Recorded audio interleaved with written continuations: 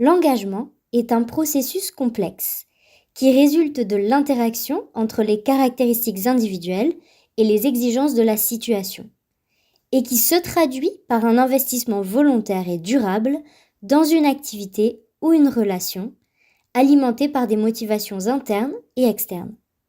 Citation de Marc Blais et Nathalie Brière, 2010.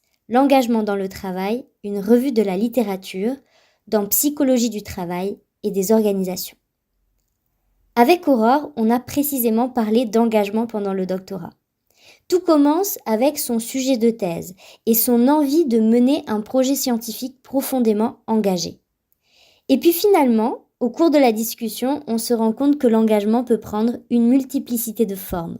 L'engagement féministe, l'engagement dans la vie étudiante, l'engagement pédagogique aussi, et puis même l'engagement numérique, puisqu'Aurore a développé son propre logiciel de gestion de corpus de texte. Bref, plein de sujets sont abordés dans cet épisode, mais je ne vous en dis pas plus, et je n'ai plus qu'à vous souhaiter une très belle écoute.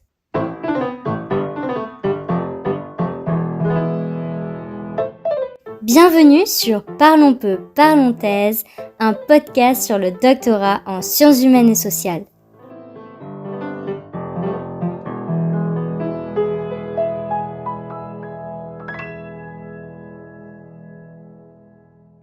Alors Aurore, je suis très contente de t'accueillir sur le podcast pour un nouvel épisode et cette fois-ci on part vers une autre discipline. Donc je suis vraiment contente d'en savoir plus sur ton profil. Et est-ce que tu pourrais commencer en te présentant brièvement, en nous disant quel est ton lien à la recherche, comment est-ce que t'as découvert ce monde, est-ce que c'était avec le doctorat ou est-ce que ça a commencé un petit peu avant? Alors moi, effectivement, je suis toute jeune docteure en littérature comparée. Mon travail porte sur les littératures féministes et lesbiennes des années 70-80 en France et au Québec, et sur la notion d'engagement littéraire plus particulièrement. Euh, du coup, comme je viens de le dire, je viens de terminer ma thèse. J'ai découvert la recherche en fait au lycée. Puisqu'à l'époque, on avait des TPE à faire. Et donc, moi, je faisais mon TPE avec ma copine, ce qui chargeait beaucoup d'affect, disons, ce travail de recherche. Tous les vendredis, on allait à la bibliothèque pour bosser ensemble et j'en ai gardé un souvenir tellement fort que j'ai su à cette époque-là que j'avais envie d'être chercheuse. Sachant que ma vocation de départ, c'est l'enseignement. J'ai eu envie quand j'ai découvert au CDI que c'était possible de faire les deux, j'étais trop contente et j'ai décidé de faire un doctorat puis de devenir maîtresse de conférences, etc. C'était dans les fiches de CDI de mon lycée. Et ensuite, j'ai eu un gros tremplin social en raison du lycée dans lequel j'étais. Et donc, j'ai intégré après le lycée la prépa à Paris. Du coup, forcément, j'étais dans ce milieu qui favorise la recherche et qui pousse largement. Et donc, la suite s'est déroulée de manière presque typique, si ce n'est que j'ai fait après les concours de l'ENS et compagnie. J'allais pas très bien. J'étais un petit peu traumatisée par ce qui s'était passé. Et donc, j'ai eu besoin de faire une pause. Je suis partie en communication. J'avais besoin d'argent également, donc je pensais pas être en mesure de passer les concours de l'enseignement directement. Donc, je suis partie me former en professionnel ailleurs, en communication. C'était super, j'en ai eu une super expérience, mais bon, au bout d'un moment, je me suis dit non, en fait, ce que je veux vraiment faire, c'est l'enseignement et la recherche. Donc, je suis repartie faire l'agrégation, puisque c'est nécessaire en littérature française. Enfin, pas complètement, mais c'est très recommandé. Donc j'ai passé le concours et puis ensuite j'ai commencé cette thèse sur un sujet qui me paraissait engagé. C'est pour ça que je travaille sur l'engagement. J'avais quitté la recherche aussi parce que j'avais du mal avec l'entre-soi très mondain de la recherche et très déconnecté des sujets politiques qui m'interrogeaient. Donc, quand j'ai décidé de revenir, de refaire une thèse à partir de là où j'étais partie, c'était à condition que ça porte sur un sujet qui me parle politiquement et qui fasse sens, disons, qui ait une utilité sociale. Alors c'est marrant que tu aies parlé du TPE parce que je pense qu'il y a beaucoup de personnes pour qui c'est pas un bon souvenir. Mais toi, ça a été un tremplin. Tu me disais que tu étais en littérature comparée. Est-ce que tu pourrais expliquer en quelques mots en quoi consiste la discipline pour celles et ceux qui ne viennent pas du tout de là? La littérature comparée, c'est une des grosses disciplines de la littérature connectée à la littérature française, donc pas en langue, mais vraiment c'est relié à la littérature française. Et c'est une discipline qui vise à comparer, à mettre en relation des textes de contextes géoculturels différents pour voir comment des mêmes questions s'articulent différemment selon différents contextes. Donc dans mon cas, c'est le féminisme et l'engagement. Dans mon cas, du coup, l'engagement est une notion très franco-française quand elle est nommée, en tout cas avec ce terme-là. Et donc c'était intéressant de voir comment elle transitait au Québec, comment elle était redéployée, comment elle était repensée. Et le féminisme, bien sûr, ou le lesbianisme, puisque j'ai les deux. Pareil, pas les mêmes histoires, pas les mêmes contextes législatifs, moraux, euh, culturels d'une manière générale. Donc on essaye de voir comment ça se met en place. Et dans mon cas, ça passait aussi par l'analyse d'un réseau intertextuel transatlantique, puisque les autrices se citent les unes les autres. Mais c'est ça en gros la comparer. C'est quelque chose qu'on commence à travailler à partir de la licence, qui existe dans les concours de l'enseignement aussi, mais qui reste une espèce de sous-catégorie de la littérature française qui est parfois mise en péril par certaines discussions sur l'avenir de nos disciplines. Donc c'est aussi une discipline qui se défend beaucoup, qui défend beaucoup sa propre pertinence et l'importance qu'elle perdure. Et est-ce que tu as dû faire des séjours de recherche? Oui, du coup, j'ai fait. Alors, j'ai pas pu en faire autant que ce que j'aurais voulu parce que le Covid est passé par là. Mais je suis partie quelques mois au Québec pour faire mes recherches, ce qui était absolument indispensable parce que j'avais à peu près le tiers de mon corpus auquel j'avais pas accès en France. Donc, je suis partie quand il a été de nouveau possible de partir, donc en 2022. Quelques mois. J'ai été accueillie par l'Université de Sherbrooke et par la Bibliothèque nationale du Québec à Montréal. Et ouais, voilà. Et on sort un peu du sujet, mais comme j'y pense, est-ce que tu as des recommandations pour avoir accès à des sources de financement dans le cadre de ta discipline? Est-ce qu'il y a des grandes institutions auxquelles on peut demander des financements pour des séjours de recherche? Ah, pour les séjours de recherche, oui, alors là, ça dépend vraiment des pays d'accueil, parce qu'en France, il n'y a pas énormément de ressources pour partir.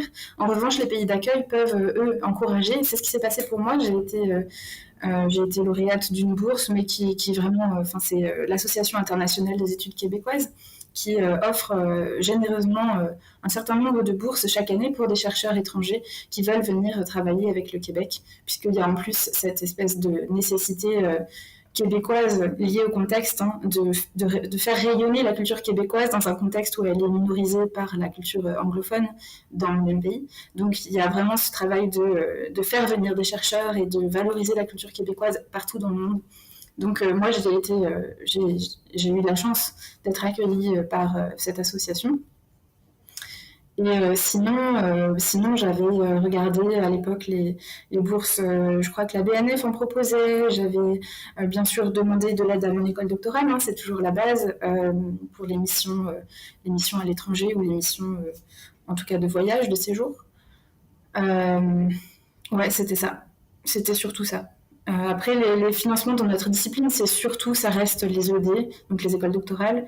Dans mon cas, par exemple, comme je suis en études de genre, euh, il existe des contrats spécifiques aux études de genre. C'est pas ce dont j'ai bénéficié, mais ça existe. Par exemple, moi, je suis membre du groupe Philomèle à la Sorbonne qui offre un contrat par an. Il en existe quelques autres par-ci par-là, même si c'est pas, il n'y en a pas des milliards, mais il y en a quelques-uns. Tu disais aussi, ben non, je voulais rebondir sur le fait que tu as été accueilli donc par d'autres chercheurs là-bas. Est-ce que tu as observé des différences justement dans la manière de faire la recherche, que ce soit au niveau méthodologique ou alors la manière tout simplement de penser ton sujet? J'étais surprise de voir les différences et en même temps parfois les ressemblances qui existaient entre les systèmes québécois et français de financement de la recherche. C'est-à-dire que en fait, au Québec, d'un côté, toutes les personnes que je rencontrais les personnes que je rencontrais étaient plus souvent financées que ce n'est le cas en France, puisqu'en France, la très grande majorité des thèses en lettres sont pas financées. Donc au Québec, c'était moins le cas, j'avais l'impression, mais en fait, en nombre absolu, il y avait moins de thèses aussi. Il y a moins de personnes qui font des thèses sans financement, mais il y a moins de, il y a pas énormément de financement non plus. Ça m'a surprise. J'étais aussi, j'avoue, un peu. Mais alors, si des Québécois m'écoutent, ils vont peut-être être surpris que je dise ça. C'est peut-être une observation très située par le fait que je suis française, mais j'étais un peu effrayée de voir le rythme de travail et l'absence de vacances et de week-ends qui marquaient le travail des personnes auxquelles j'ai parlé. Alors c'est un peu vrai aussi en France, mais disons qu'en France, il me semble qu'on essaye au moins de faire semblant parfois de prendre des week-ends et des vacances, et en tout cas on sait que c'est important et on essaye, je crois, de le valoriser. Au Québec, je l'ai beaucoup entendu aussi, mais en fait, mes collègues travaillaient vraiment, vraiment beaucoup. Euh, ça m'a un peu fait peur, mais je pense que c'est France-Québec. Il n'y a pas une énorme différence là-dessus, mais il y en a, je pense, une petite dans le droit du travail. Qu'est-ce qui m'a frappé d'autre aussi? Bah oui, le gros truc majeur, c'est les études de genre, parce que en France, je me suis heurtée enfin, ça va, j'ai été financée, j'ai fait partie de groupes avec lesquels je collabore. J'ai des très bonnes conditions de travail, j'ai toujours eu des très bonnes conditions de travail, malgré tout dans un contexte de protestation très virulente, médiatique et universitaire contre les études de genre. Ça n'a pas toujours été très facile de naviguer là-dedans, surtout que moi j'ai fait ma thèse à Sorbonne Université, donc c'est quand même un des lieux de départ d'un certain nombre de polémiques très fortes qui ont marqué le paysage médiatique et universitaire ces dernières années. Voilà, je travaillais en sachant qu'un certain nombre de collègues méprisent par défaut tout ce qu'on fait. C'est pas toujours évident, et au Québec là-dessus c'était le jour et la nuit, puisqu'au Québec c'était complètement admis, financé, subventionné, et puis du coup reconnu comme domaine scientifique, puisque c'est ce à quoi je me suis heurtée moi aussi. Alors ça m'a sans doute servi dans le sens où ça m'a forcé à être hyper scientifique, mais n'empêche, ce soupçon de non-scientificité qui pèse sur les études de genre, il est très très fort en France et il existe beaucoup moins au Québec. Et est-ce que ça a été alors un défi pour toi, cette question de te placer en tant que chercheuse entre engagement peut-être personnel, engagement scientifique, comment mettre en place tout ce cadre théorique? Est-ce que tu as eu des moments peut-être fluctuants où ça a été plus difficile au niveau de la réflexion? Ben, en fait, je crois que dans mon cas, le problème a été résolu par ce que j'expliquais sur mon parcours. C'est-à-dire que quand je suis arrivée à la fac, c'était à la condition sine qua non d'être engagée. Ce qui a changé avec le temps, c'est ce que je mettais derrière ce mot engagé, qui me paraît pas évident avec le temps. Mais j'arrivais sans phare, quoi. J'arrivais en me disant que j'allais faire une thèse féministe, que j'allais pas essayer de le camoufler, et que ce serait vraiment l'intérêt de ma position. Et donc, quand j'ai postulé au contrat doctoral, dans une fac globalement conservatrice, je savais très bien que c'était qui tout double. Soit ils me prenaient, et dans ce cas, j'avais en gros le feu vert pour faire quelque chose effectivement de féministe, soit du coup ils me prenaient pas parce que trop engagée, ils m'ont prise. Donc à partir de là, je peux pas. Enfin, j'ai été accueillie. Je pense c'est ambivalent, mais c'était un vrai recrutement. Donc c'était intéressant de ce point de vue-là. Qu'est-ce que je voulais dire aussi ouais, du coup, j'ai énormément, tout au long de mon travail, et surtout que je travaille sur la notion d'engagement, donc j'ai beaucoup hésité sur ce que je mettais derrière. Dans les premières années, ce que j'ai fait beaucoup, c'était beaucoup d'entraide entre doctorants. Évidemment, un petit engagement du côté des assos féministes locales, hein, comme j'ai pu. Au sein de l'université, auprès des étudiantes, évidemment. Mais c'était vraiment aussi beaucoup juste de l'entraide, parce que c'était pas juste féministe, c'était aussi que j'avais un contrat, que je sais qu'on est dans une discipline où très peu de gens ont des contrats. Donc je me disais que le temps que j'avais, grâce à ça, grâce à cet argent, je pouvais le mettre à profit pour faire des choses que d'autres personnes qui avaient moins de temps et moins de ressources ne pouvaient pas forcément faire. Donc du coup, j'ai participé à fonder un collectif à l'époque de recherche féministe qui s'appelait Les Jaseuses, que j'ai quitté il y a quelques temps. J'ai fait un certain nombre de trucs avec, je sais pas, mes collègues doctorants. Et par rapport aux collègues et par rapport à la définition de mon travail, disons, jugé par la hiérarchie, quoi, j'ai mis un point d'honneur, enfin pas d'honneur, mais de vigilance à ne jamais parler de militantisme, enfin le moins possible, mais à parler d'engagement, puisque précisément, enfin je pense qu'en fait c'est un peu la même chose, mais je sais que militant ça sonne mal et que j'ai plein de collègues qui discréditent immédiatement tout ce qui est connoté militant, alors que si on parle engagement, bon bah c'est la noblesse de l'histoire française, révolutionnaire, politique. Ça passe mieux. C'est de la rhétorique pure, mais ça passe mieux. Et bon, avec le temps, je me questionne de plus en plus, surtout maintenant que je suis en train de voir si, oui ou non, j'ai une chance d'avoir un poste plus tard dans l'université.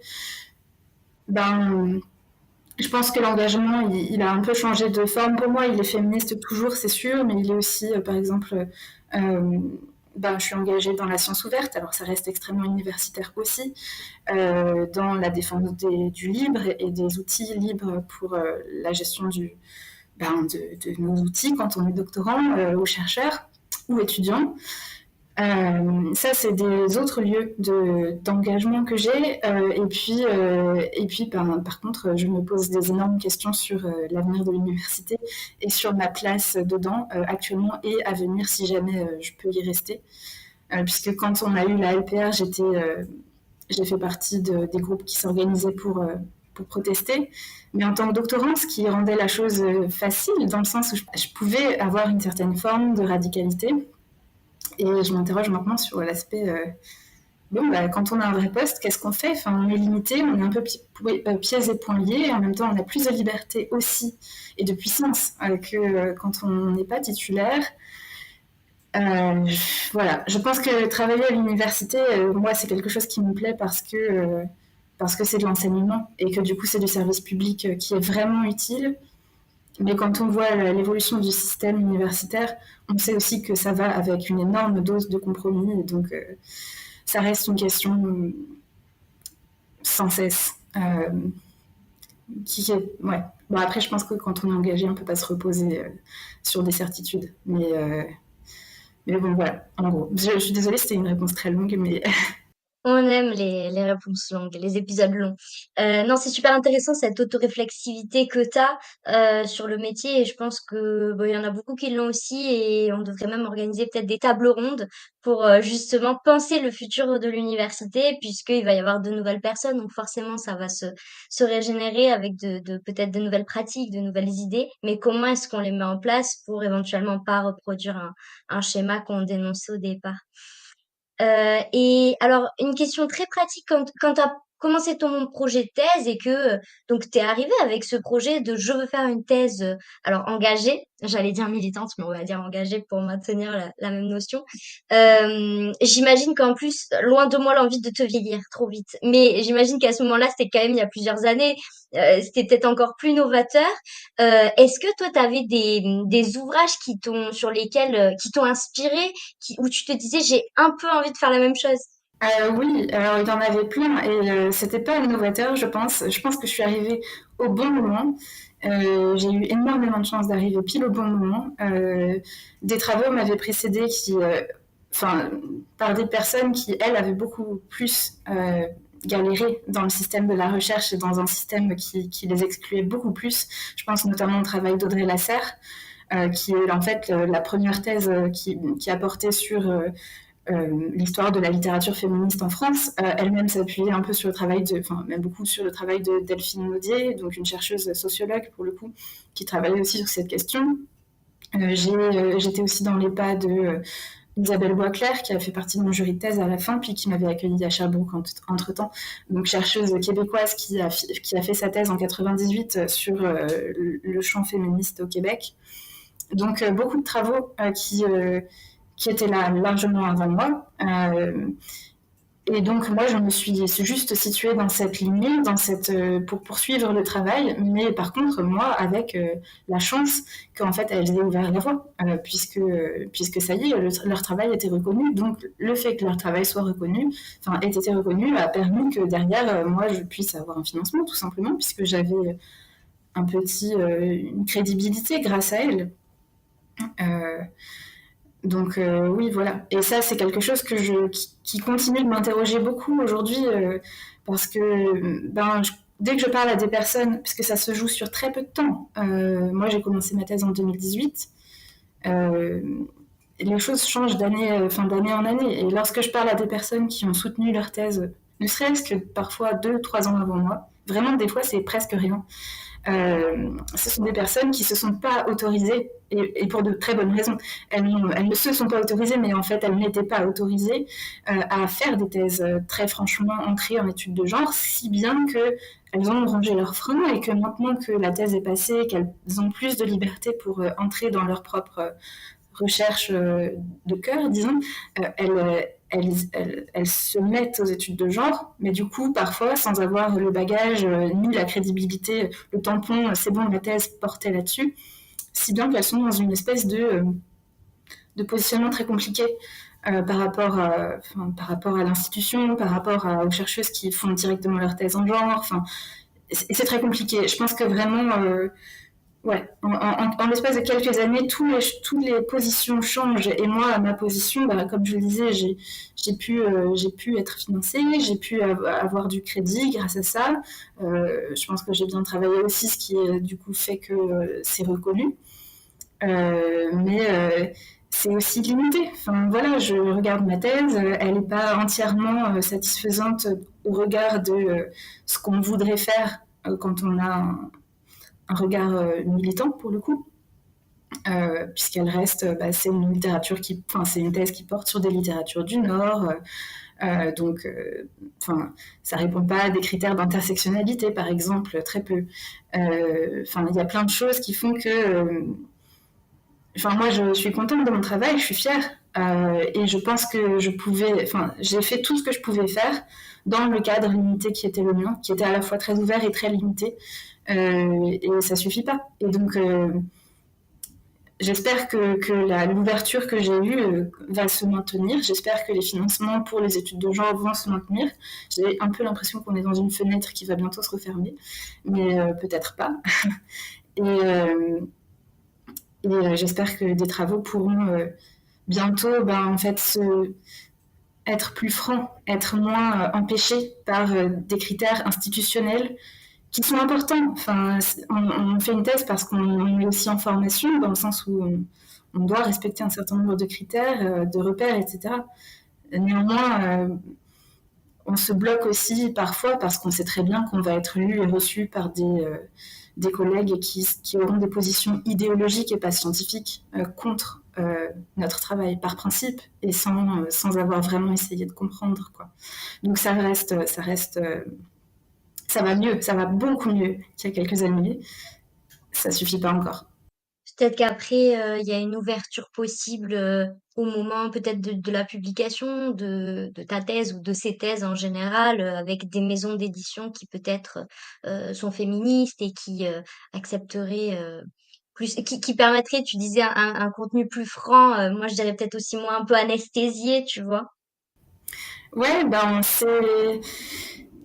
Ouais, mais actuellement, pour moi, en tout cas, pour ce qui me concerne, je continue de constater un écart, disons, entre ce qu'on peut faire dans un contexte ouvertement féministe, y compris de manière scientifique, mais dans un contexte strictement féministe, et ce qu'on peut faire à l'université. Et un travail type universitaire n'est pas forcément très bien reçu non plus dans le milieu féministe parce que ça manque d'accessibilité, parce que c'est trop précis, tout un tas de raisons, parce que les critères de construction méthodologique d'un objet d'étude répondent pas forcément aux exigences du militantisme. Et donc il y a toujours cet écart. Et moi je sais que plus le temps passe, comme je me questionne beaucoup sur ma place, je me dis de plus en plus que ma place est celle d'une universitaire et qu'en fait je peux pas. C'est pour ça que tout à l'heure je disais l'engagement a changé de sens au fur et à mesure pour moi. J'arrivais un peu guerrière et maintenant je repars plus universitaire que guerrière, quoi. Et je me dis, je, là où je suis bonne, c'est faire quelque chose de scientifique, de sourcé, de tout ça, très, très conceptuel. Je crois que c'est pas ma place, par contre, finalement, de militer. et que d'autres le font beaucoup mieux que moi en fait. Donc tu vois, publier des ouvrages de vulgarisation par exemple, au début j'étais persuadée que c'était ce que je voulais faire et que c'était ce qui était important pour moi à cause de l'utilité sociale, etc. Et maintenant, je me dis oui, si c'est vraiment de la vulgarisation, par exemple ce qu'on a fait dans un bouquin qu'on a publié en collectif qui s'appelle Écrire à l'encre violette, qui est une histoire de la littérature lesbienne, c'est de la vulgarisation dans le sens où ça repose vraiment sur un travail scientifique et où c'est pas un essai militant, c'est vraiment une histoire littéraire. Bah ça, super, parfait. Mais il faut trouver les bonnes maisons d'édition. Donc, en l'occurrence, c'est le Cavalier Bleu et c'est une super maison d'édition pour ça. Mais dès que c'est plus franchement engagé, bah en fait, moi je trouve que c'est super et il faut le faire. Simplement, je pense de plus en plus que c'est pas ma place.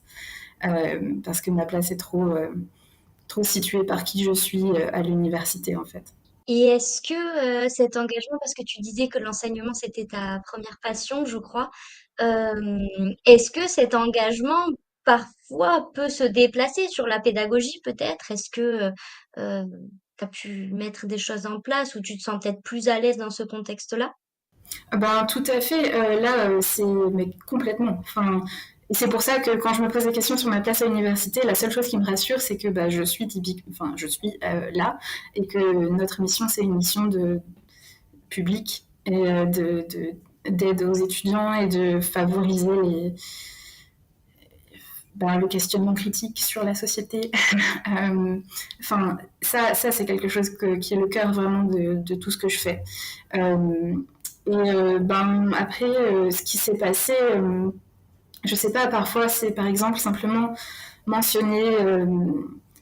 Enfin, déjà, je me présente toujours comme féministe. Enfin, je dis pas idéologiquement, mais comme chercheuse qui travaille sur le féminisme, parce que ça me situe. Et ça veut dire aussi que du coup, les étudiants dans la salle enfin, je veux tromper personne, disons, c'est sûr que c'est mon positionnement. C'est sûr que certaines choses que je dis, bah, il faut les interpréter à l'aune de ça. Donc, je situe toujours, comme ça ils savent. Et alors, non seulement pour les personnes réfractaires, mais aussi qui du coup gardent tout leur espace critique. Mais aussi pour les personnes, les jeunes filles notamment, ou les personnes qui sont dans des questionnements de genre, etc., qu'ils sachent d'emblée que, que, en tout cas, je peux être une interlocutrice possible. Et donc, j'ai constaté plusieurs fois qu'en effet, ça marche dans ce sens-là. J'ai parfois des étudiantes ou des étudiants qui ont besoin d'aide sur un point et qui viennent me voir en lien avec ces sujets-là. Après, ben, ça passe tout simplement dans le choix des sujets. Par exemple, là, je fais un cours avec des L2 en littérature comparée. J'ai eu la chance de pouvoir faire mon propre programme. Donc, du coup, on travaille sur la notion d'engagement littéraire. Comme ça, je suis pas trop dépaysée. Et on travaille sur des corpus qui sont intéressants pour eux et qu'ils ont rarement l'occasion de traiter en classe. Et surtout pas de manière ben, poussé d'un point de vue universitaire. Donc là, on travaille sur Wittig et sur Octavia Butler, par exemple. Donc, ouais, c'est ça. Et puis ben, j'ai fait partie pendant un moment du conseil formation et vie universitaire de mon université, donc en tant que doctorante, mais de fait auprès des étudiants. Euh, c'est intéressant aussi, je pense, de s'engager de ce côté-là, enfin pour moi en tout cas, c'est-à-dire de réfléchir aux conditions concrètes de travail des étudiants et d'essayer de les aider à obtenir les aides dont ils ont besoin dans la mesure du possible. Mais ça fait partie des choses où je me dis qu'un engagement là a du sens. Donc c'est pas directement féministe, c'est plutôt global. Mais c'est vrai, j'allais rebondir là-dessus. Tu disais que bon, le militantisme était parfois dans le milieu académique mal reçu, mais de fait, l'université est profondément politique par ses instances, par son fonctionnement, et c'est aussi un lieu privilégié de la délibération, du débat public. C'est un peu l'idée. Donc, c'est difficile de s'étonner après que les différents blocs rentrent en dialogue ou même en collision. Donc c'est vrai que de fait, la plupart des agents personnels de l'université sont amenés à s'engager à un moment, et les étudiants et étudiantes aussi. Je pense qu'en fait il faut pas renoncer, mais c'est toujours insatisfaisant, je pense. Mais c'est ce que je disais tout à l'heure sur le féminisme. Moi, on arrive à l'idée que je suis limitée par cette situation qui est la mienne de personnes très, très privilégiées en réalité, maintenant en tout cas, avec les financements et tout ça. En tant que personne qui est dans une fac qui fait partie des plus réputées, enfin, il y a plein de choses qui me situent comme hyper privilégiée et je pense qu'en fait, il y a plein de lieux où, à cause de ça, je peux pas faire du bon travail. Et c'est simple, c'est ça, quoi. Enfin, je le pense vraiment, mais bon.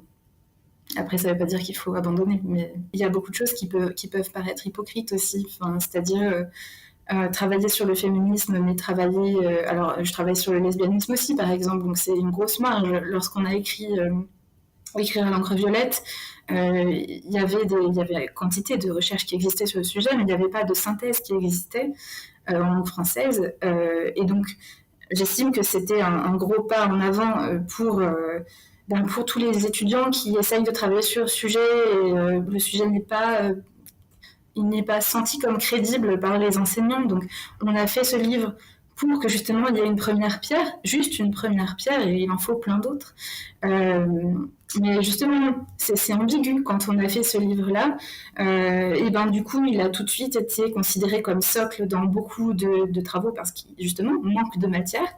Mais si bien que ça se retourne en responsabilité et du coup tout ce qu'on n'a pas traité ou pas suffisamment traité, et ben devient grave. Ça devient grave que ça n'ait pas été traité. Je pense par exemple à le fait que les littératures populaires, on ne les a pas suffisamment développées, donc romance, polar, etc. On n'a pas laissé suffisamment de place aux questions intersectionnelles. On l'a dit, on l'a avoué, mais ça reste le cas. Et comme le livre devient une référence, ça devient compliqué. Justement, ça devient grave. Bref, et tout ça, c'est justement parce qu'on est dans ce projet-là, c'est vraiment pour moi celui qui a cristallisé tout ce problème, c'est-à-dire qu'on répondait à une situation contrainte qui était la littérature lesbienne n'est pas un objet qui est considéré comme sérieux par les universitaires, et du coup, les étudiants qui veulent travailler sur le sujet ne peuvent pas parce qu'ils ne trouvent pas de profs pour les encadrer. Donc, on a répondu à un projet très universitaire dans l'esprit pour répondre à nos collègues et aider les étudiants, et puis les militants, etc., bien sûr, mais en tout cas pour moi, c'était vraiment très focalisé euh, souci pédagogique. Euh, et donc, du coup, il faut jouer avec les règles du jeu des collègues, puisqu'il s'agit précisément de les convaincre. Et donc, ça entraîne des limites. Et des limites qui étaient ici méthodologiques, c'est-à-dire que, par exemple, pour définir littérature, on définit des livres publiés, parce que c'est pas possible de lutter en même temps sur le front. Ok, on va vous dire que la littérature lesbienne existe et elle a une longue histoire, et oui, mais attendez, au passage, ça voudra dire que la littérature n'est pas que les livres publiés, mais aussi les tracts, les poèmes publiés en vrac dans des revues, enfin bref, c'est trop pour les collègues qui de base sont pas super open. Et donc on s'en est empêché, mais sauf que ça entraîne des effets parce que voilà, définir la littérature lesbienne comme, enfin la littérature comme ce qui est des livres publiés, ça entraîne que on reconduit toutes les discriminations qui font que certaines personnes n'accèdent pas au milieu de l'édition. Enfin bref. Donc voilà, le côté contraint propre à l'université ici limite ce qu'on peut faire et ce qui serait vraiment intéressant d'un point de vue politique. C'est une première pierre. En fait, c'est ça. Tout se résout quand on se dit, mais oui, c'est juste une première pierre. Et puis, en fait, il faut qu'il y ait une quantité d'autres travaux derrière. Mais n'empêche que parfois, c'est compliqué à vivre comme situation entre deux. Je comprends tout à fait. Heu, Soyons quand même optimistes, comme tu le disais à la fin, en disant que c'est une première pierre. Pourquoi pas une édition augmentée ou alors d'autres travaux à la suite et on sait très bien qu'on peut jamais prétendre à l'exhaustivité de toute façon. Donc il y aura toujours des manques, mais je pense que c'est l'idée aussi du travail collectif, de l'aspect collectif de la recherche. Chacun y contribue pour après avoir un monument. Et alors, tu parlais d'enjeux méthodologiques et toi, tu es en littérature comparée, donc tu travailles sur des textes. Et donc, tu as dû, à un moment donné, j'imagine, eh bien, travailler avec une quantité astronomique de textes et donc essayer de voir comment les analyser, les manipuler. Oui, oui, du coup, on en vient effectivement à l'autre gros sujet. Euh, Effectivement, donc en littérature comparée, c'est très fréquent, même si ça ne concerne pas du tout que la littérature comparée, mais c'est fréquent d'avoir des gros corpus. Moi, j'ai un corpus d'environ, enfin, selon la manière dont je le définis, c'est entre 300 et 400 œuvres. Donc c'est vraiment assez énorme. J'ai pas tout lu, dans le sens où on comprend en lisant les unes et les autres que parfois certaines œuvres finalement sont pas hyper intéressantes, mais le corpus de manière large était défini comme ça. Et donc quand j'ai commencé la recherche, ben, en fait moi j'avais, comme je disais, j'ai pas fait que de la recherche avant de me lancer dans la thèse. Et lorsque j'étais en année de travail en communication, je m'ennuyais beaucoup. Je fonctionnais aux 35 heures. C'est très bien les 35 heures. Enfin, je pense que vraiment c'est ce qu'il faut valoriser. Mais personnellement, je m'ennuyais quand je rentrais chez moi le soir. C'était trop tôt. Donc, je savais pas quoi faire de moi. Et donc, je me suis dit, bon, bah, j'ai qu'à apprendre à coder. Et donc, à cette époque-là, j'ai appris en autodidacte, hein, avec des sites très, très, très bien faits, faciles à trouver sur Internet, pas à pas. J'ai appris à coder. Alors, c'est modeste, hein, c'est du code web. Donc de l'HTML, du PHP, vraiment en fait c'est des codes basiques du web. Et cette année-là, j'ai codé un site qui servait à... Et c'était...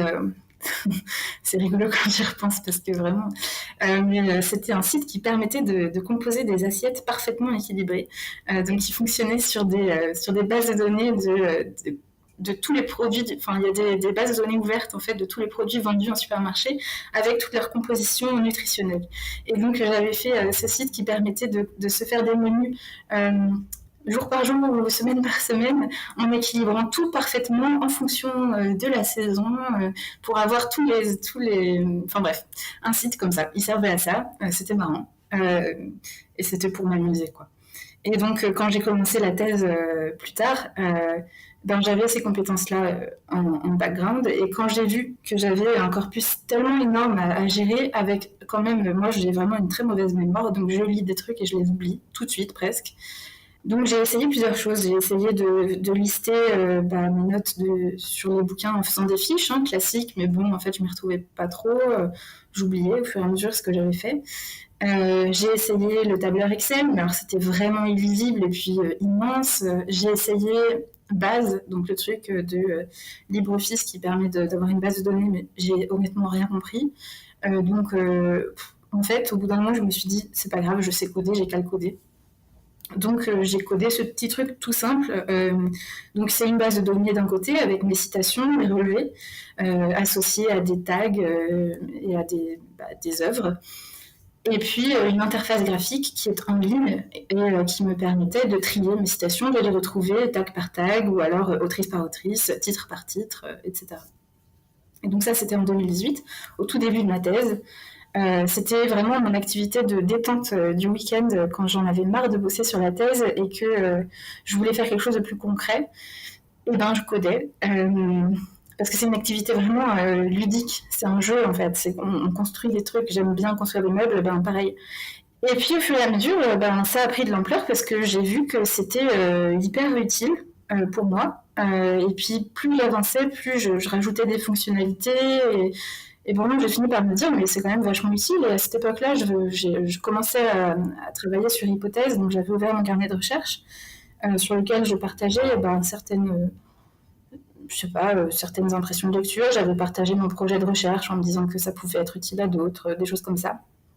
Et donc, je me suis dit, bah, en fait, pourquoi pas présenter ce que j'ai fait là, histoire de donner des idées, hein, enfin, voilà, ou même histoire d'échanger. Enfin. Et ça a vachement eu de succès, alors que pourtant, il n'y avait pas grand-chose au départ, hein, mais même ça, ce peu de choses, ça a beaucoup circulé à l'époque sur Twitter.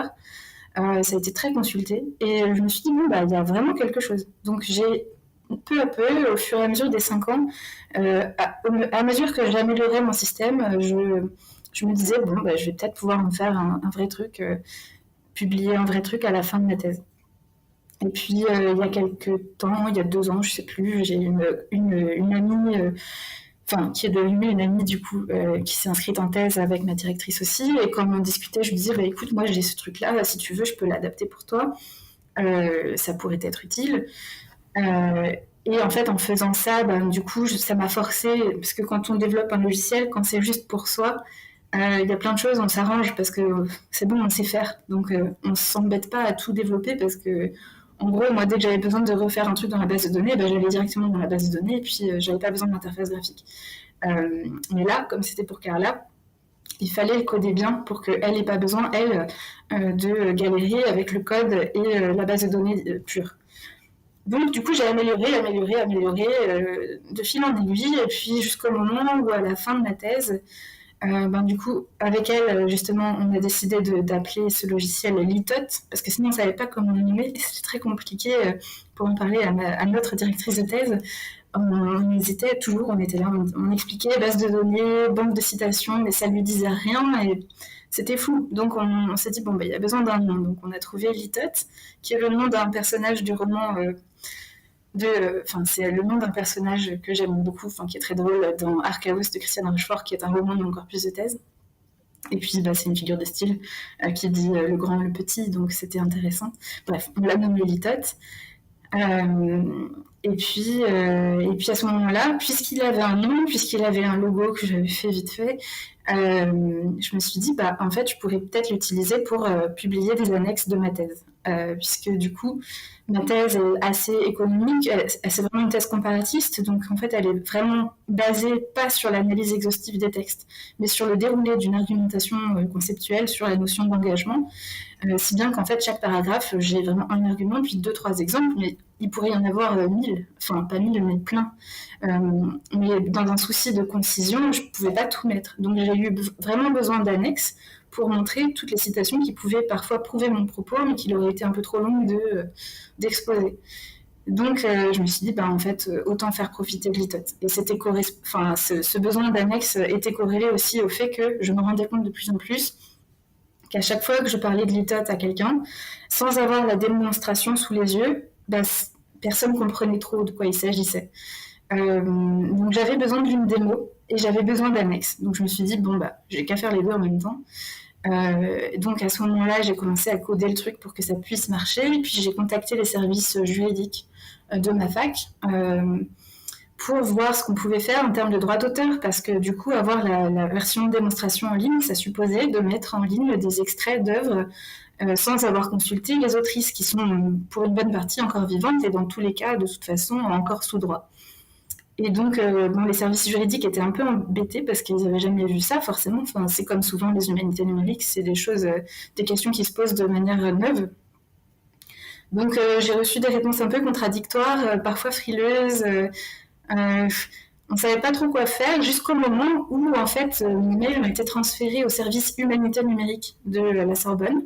Et là, pour le coup, Cécile Arène en particulier, qui travaille vraiment de près sur ces questions-là, s'est dit que ça valait le coup d'essayer de mettre en place un système juridique qui me donne le droit de faire ça, plutôt que juste dire non parce que c'est trop compliqué.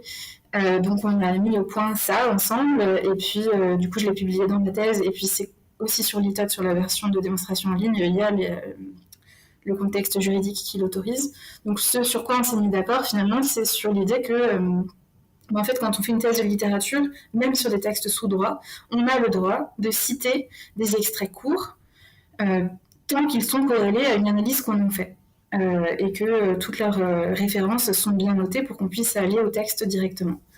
Donc là, le problème qu'on avait, c'était que mes annexes, elles n'étaient pas au même endroit que mon analyse.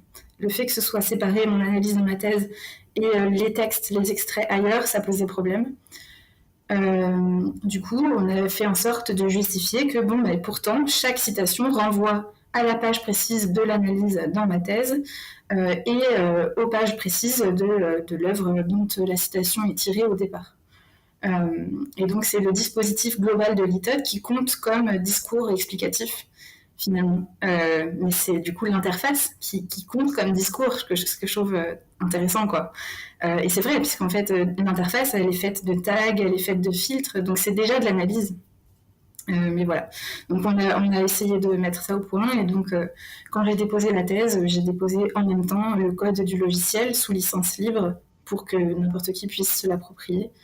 Et puis la version de démonstration qui compte du coup toutes les annexes de ma thèse et aussi toutes les citations qui sont analysées dans ma thèse. Alors d'abord, je suis très contente de cette philosophie qui consiste à dire il n'y a rien qui me plaît sur le marché, donc je vais faire ma propre version de base de données. Et je suis hyper surprise, agréablement surprise de voir aussi qu'il y a eu un bon accompagnement de ton université sur ces questions-là très techniques auxquelles on est formé, mais très rapidement au cours du doctorat et on ne devient pas expert.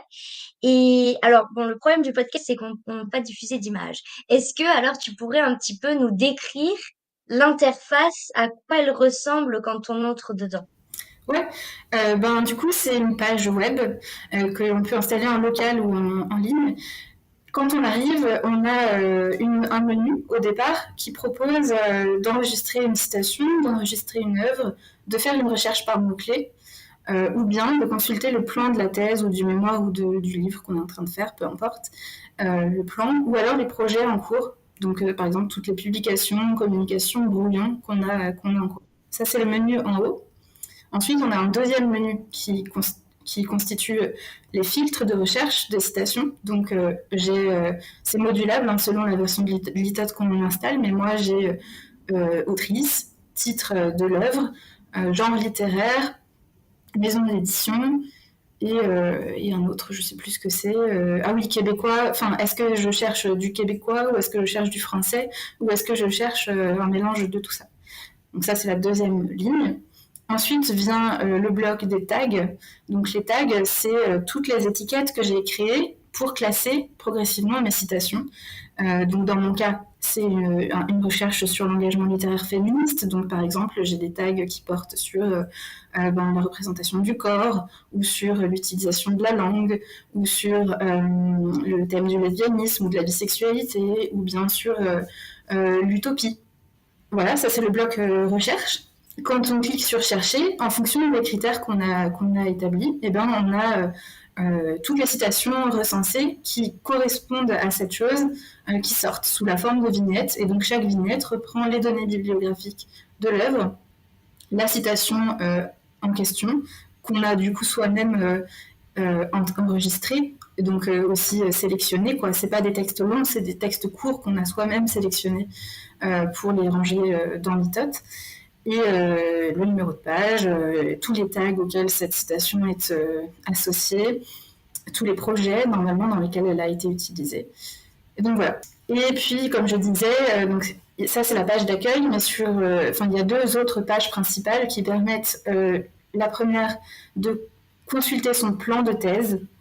Donc en fait, c'est la page où on n'a plus le système de tri par tag, mais on a le système de tri par chapitre.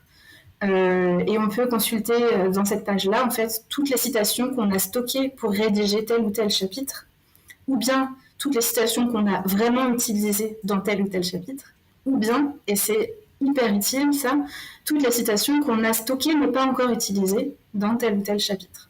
Donc ça permet d'avoir un aperçu clair de là où on en est dans le travail, et ça permet de trouver directement de la matière de rédaction quand on est en galère. J'avais aussi codé un truc pour pouvoir imprimer facilement ces petites vignettes de citations. Et comme ça, moi, je les découpais à la main ensuite et puis je les retriais par terre chez moi sur mon parquet pour me faire des blocs de rédaction loin des écrans. Et c'était cool parce que les écrans, on n'en peut plus au bout d'un moment. Voilà, ça c'est la deuxième page. Et la troisième page, c'est la page des projets. Donc ça peut être publication, communication et brouillon. C'est surtout le brouillon qui est utile. Voilà, et c'est tout. C'est pas plus compliqué que ça. C'est vraiment, voilà, c'est plutôt basique hein, comme logiciel. Ça répond à ce besoin très concret et très précis de la rédaction. En fait, c'est vraiment ça. C'est un logiciel d'aide à la rédaction et d'aide à la gestion de corpus. Mais je me dis même quand on prépare un concours, peut-être que ça pourrait être intéressant, comme on doit toujours avoir des banques de citations. Oui, t'as raison. J'y avais pas pensé, mais t'as complètement raison, ouais. Carrément. Ça pourrait même être partagé entre différents étudiants, groupes d'entraide. À explorer. Et alors, je me dis aujourd'hui, si je suis nouvelle masterante ou doctorante, je veux avoir accès à l'ITOT, donc je peux. Euh, oui et non. C'est-à-dire que j'ai mis en place un tuto que j'ai détaillé le plus possible pour que ce soit possible d'installer l'ITOT chez soi. Néanmoins, c'est pas un logiciel, il y a pas, vous pouvez pas installer, enfin, il n'y a pas de bouton pour dire je veux installer ce logiciel et hop, il s'installe chez vous, ça marchera pas parce que j'ai pas les compétences numériques pour coder ça. J'espère que, parce que mon rêve, ce serait qu'un jour des ingénieurs de recherche, enfin que je sois recrutée quelque part et que du coup je puisse travailler avec des ingénieurs de recherche qui m'aident à développer un vrai truc. Comme mon Azotero, ben, on pourrait avoir l'ITOT, quoi. Ce serait vraiment super. Mais pour le moment, c'est pas du tout le cas. Donc on a ce tuto, donc ça veut dire il faut vraiment le suivre pas à pas, mais ça veut dire qu'on va aller télécharger le code, l'adapter pour ses besoins, et j'ai mis toutes les indications nécessaires pour pouvoir vraiment l'adapter à ses besoins. Ça nécessite de toucher au code du coup, mais c'est vraiment expliquer la manière dont on peut le faire. Et puis ensuite, il faut aussi télécharger la base de données, donc les tableaux qui servent à enregistrer les données. Donc ça veut dire qu'il faut bidouiller numériquement. Mais cela dit, parce que je sais que les littéraires ont des gros problèmes de réticence avec le numérique et toujours le sentiment d'être nul. Euh, et je rappelle juste sur ce point que il faut pas avoir trop peur, il faut y aller, il faut Enfin, ça nécessite effectivement d'être un peu à l'aise, mais en fait, on apprend à faire du numérique en suivant des tutos. Enfin, c'est sûr qu'on ne sait pas faire sans tuto, mais en suivant des tutos, en autodidacte, ça marche. Il faut juste être patient.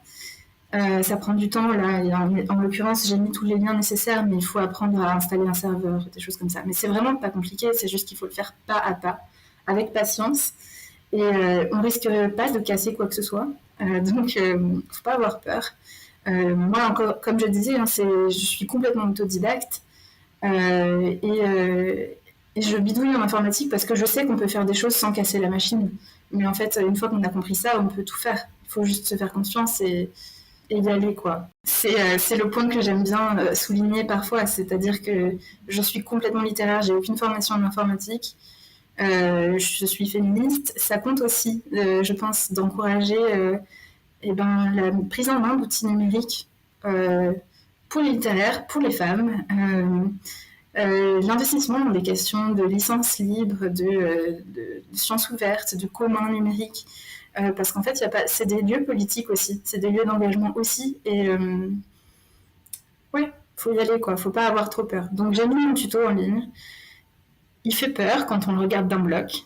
Il vaut mieux le regarder ligne par ligne et le faire ligne par ligne et vous arriverez à installer l'ITOT normalement. Et de toute façon, si ça marche pas, moi je suis quand même vraiment très disponible en ligne par mail ou quoi. Donc si des difficultés très spécifiques sont rencontrées, si c'est en général, j'arrive pas à installer l'ITOT, je pourrais pas faire grand chose. Mais si c'est des problèmes spécifiques, ça peut m'intéresser pour améliorer le tuto si jamais je l'ai mal fait pour tel ou tel point. Et puis de toute façon, je peux aussi donner un coup de main si jamais il y a un souci. Bon, allez télécharger l'ITOT. Et donc, si je me trompe pas, on peut retrouver le lien sur ton carnet hypothèse, c'est ça? Oui, c'est ça. Il suffit de taper tuto litot, ça marche. Vous le trouverez dans Google. Ok, super. Et donc tu parlais de voilà peut-être ce projet et je te le souhaite qu'il se réalise de pouvoir développer quelque chose avec des ingénieurs dans le monde universitaire et je me demande est-ce que ça demanderait pour avoir quelque chose vraiment de très solide qui existe sur le très long terme il faudrait des financements bien sûr au-delà bien de la rémunération de toi déjà et des personnes qui travailleraient mais est-ce que le logiciel en lui-même a besoin de financement aurait besoin de financement pour survivre? Pour survivre, franchement, non, parce que c'est un logiciel vraiment archi simple. Et s'il était développé. En fait, ce qu'il faudrait, c'est une équipe pour en faire le premier code. Euh, donc, une équipe d'ingénieurs de recherche, mais peut-être une personne ou deux, hein, parce que vraiment, c'est basique, donc c'est pas très compliqué à coder. Simplement, moi, j'ai pas les compétences pour en faire un vrai logiciel. Je sais faire que du code web, donc voilà. Euh, donc une équipe pour le coder une fois. Ensuite, la maintenance, enfin, De toute façon, je l'ai mis sous licence libre. Donc, ça veut dire qu'il n'est pas possible, en principe en tout cas, pour une entreprise d'en faire un logiciel payant, puisque c'est ça que protège la licence libre, c'est-à-dire que vous pouvez faire ce que vous voulez avec mon code, à condition de rappeler que c'est moi qui l'ai fait au départ, et puis de jamais le commercialiser. Donc, normalement, sous licence libre, ça restera licence libre et ça veut dire qu'une communauté de personnes qui savent développer, comme c'est le cas pour Zotero, je crois, si je dis pas de bêtises, eh ben, peuvent maintenir la machine et résoudre les petits bugs quand il y en a. Ça marche. Ça marche, ces systèmes-là, un peu anarchistes, mais voilà. Donc, c'est l'idée. Il faudrait en fait un coup de pouce de départ pour que la première structure soit mise en place et ensuite, normalement, ça pourrait être... bon, je suis peut-être un peu idéaliste, hein, mais en tout cas, il suffirait de pas grand-chose, il n'y a pas besoin de financement plus, normalement, pour maintenir le logiciel. Il y a peut-être des personnes qui nous écoutent et qui sont emballées par le projet et qui te contacteront, sait-on jamais. Et j'avais une dernière question sur l'ITOT. Est-ce que ça a été un sujet le jour de la soutenance? Est-ce qu'on t'en a parlé? Est-ce que ça a donné lieu à des débats intéressants? Oui, et ben ouais, je m'y attendais pas trop parce que, encore une fois, à chaque fois que j'en parlais à des littéraires, je rencontrais zéro écho, mais zéro. Au pire de l'inquiétude et au mieux un vague intérêt, mais c'était pas très clair, quoi. Or, effectivement, ça a été largement mis en avant pendant ma soutenance. Bon, déjà parce qu'il y a le côté fun de c'est pas très habituel de voir une thèse en littérature qui correspond à un dépôt d'un logiciel. Concrètement, dans ma liste de publications, maintenant j'ai logiciel, ce qui est absurde. Enfin, c'est rigolo, mais c'est rare, quoi. Donc ça a été mis en avant comme ce truc un peu curiosité, quoi, de ma thèse. Mais au-delà de ça, surtout, c'est vraiment l'intérêt pour la gestion d'un grand corpus qui a été mis en avant. Et puis parce que justement, ce qui a été beaucoup salué dans ma thèse, c'était cette navigation permanente que j'avais en fait entre... Enfin, ce que je disais, c'est que ma thèse, elle est vraiment... c'est une argumentation continue, donc vraiment qui relève de la théorie de la littérature, d'un bout à l'autre des pages. Et pour chaque point, j'ai toujours, ça a beau être abstrait, conceptuel, etc., j'ai toujours des exemples extrêmement précis que j'ai pu traiter de manière très rapprochée, très stylistique. Et donc cette espèce de grand écart entre l'ampleur et l'aspect général finalement de l'argumentation et le très très concret et très petit minutieux détail de chaque exemple développé, ça a été remarqué, puisque du coup, ça a fait que mon argumentation est pas mal efficace. Et ça, c'est grâce à l'ITOT. Et donc, dans cette mesure-là, ça a été mis en avant. Parce que clairement, j'aurais pas eu la mémoire possible pour faire un truc aussi bien de ce point de vue-là si j'avais pas eu le soutien de ce logiciel. Donc, on en a parlé. Après, une autre question qui se pose, mais ça, c'est une question permanente des humanités numériques, c'est que ça transforme les œuvres en données. Alors, c'est ce qu'on m'a dit, c'est ce que Tiffaine Samoyo m'a dit lors de la soutenance, et je pense que c'est vrai, ça m'a beaucoup questionné moi-même quand j'écrivais. Cela dit, je pense que c'est pas si vrai, parce que par exemple, c'est pas ce qu'on appelle en comparé de la distant reading, c'est pas du travail statistique sur des corpus de textes complets. C'est ça en fait. L'ITOT, c'est pas des corpus de textes complets, c'est des sélections d'extraits dans des corpus. Donc c'est moi qui en fait au départ faisais un travail d'analyse en sélectionnant mes extraits. Donc à partir de là, aucun travail statistique, aucun travail lexicographique possible. Il n'y a pas il n'y a pas d'exhaustivité, donc c'est pas envisageable sous cet angle-là. Donc je crois pas que les corpus soient devenus complètement des données. L'ITOT, c'est plutôt une espèce d'outil intermédiaire entre ma lecture exhaustive des corpus et le résultat final de la thèse. L'ITOT, c'est cette espèce de pré-tri que j'ai fait et qui me permet de naviguer. Mais néanmoins, je trouve que c'est hyper intéressant cette question parce que par exemple, ce qui a été relevé aussi, c'était que j'avais un problème de trop grands soucis d'exhaustivité. Parfois, j'accumulais un peu trop d'exemples pour prouver tel ou tel argument, parce que l'ITOT me le permettait et que c'était hyper intéressant. Souvent, les exemples, ils étaient hyper intéressants en soi, donc j'avais envie de les mettre. Et puis c'est toujours comme ça quand on a du numérique, même quand on fait un contrôle F dans des bouquins. Maintenant qu'on peut le faire, quand on trouve des choses, on a envie de les mettre en valeur. Et c'est un piège, puisque des fois, ça nous fait perdre en efficacité. Donc ça aussi, ça a été relevé. Super intéressant. Tu nous amènes à repenser, déjà repenser le doctorat parce que on peut mener plusieurs projets. T'as mené plusieurs projets de front et en parallèle de la thèse et je suis très admirative de ça. Mais aussi repenser ben, le manuscrit, quelle forme il peut prendre. Et c'est vrai que le numérique aussi nous permet. Toi, tu t'es centré sur des textes, mais si je pense à d'autres sujets, ça nous permet d'intégrer parfois du son, parfois des vidéos, des choses que bah, le papier, le manuscrit jusqu'à présent ne nous permettait pas de faire et de rendre peut-être l'expérience de lecture et de découverte du sujet plus plus fidèle à la réalité et peut-être ouais une expérience un peu multisensorielle, pourquoi pas. Ouais, tout à fait. Ouais. Peut-être qu'une chose qu'on n'a pas dite et qui situe beaucoup mon expérience de la thèse, c'est aussi que mais c'est lié au fait que j'ai travaillé dans les meilleures conditions possibles. Travailler en collectif, de manière presque systématique, c'est quelque chose qui m'a permis de donner du sens à mon engagement et du vrai, c'est-à-dire que justement ça permettait de sortir de ma situation micro-située. Mais aussi, donc je ne sais pas où en seront les auditeurs mais moi, un truc qui reste très important pour moi dans l'expérience de la thèse, c'est que concrètement, je suis sortie de dépression pendant la thèse. Je suis arrivée vraiment, j'étais très très mal depuis de nombreuses années. Très souvent, on présente la thèse comme un lieu d'horreur en fait, parce que c'est vrai qu'il y a beaucoup de moments qui sont horrifiques. Euh, mais je pense que c'est pas en soi et que si on s'entoure bien, si on collabore et qu'on reste pas tout seul dans sa tête, en tout cas dans la mesure du possible, euh, et qu'on fait des choses qui font du sens pour nous. Bon, en tout cas, moi, c'est quelque chose que j'aime dire aux personnes qui envisagent de commencer.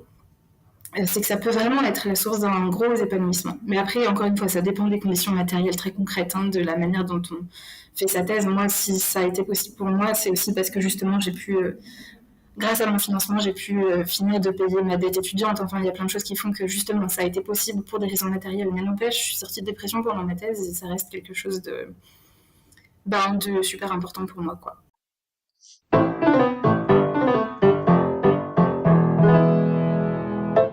Vous venez d'écouter Parlons peu, parlons thèse, un podcast réalisé par Caroline et produit par Avispa. J'espère que vous avez passé un agréable moment et à très vite pour un prochain épisode.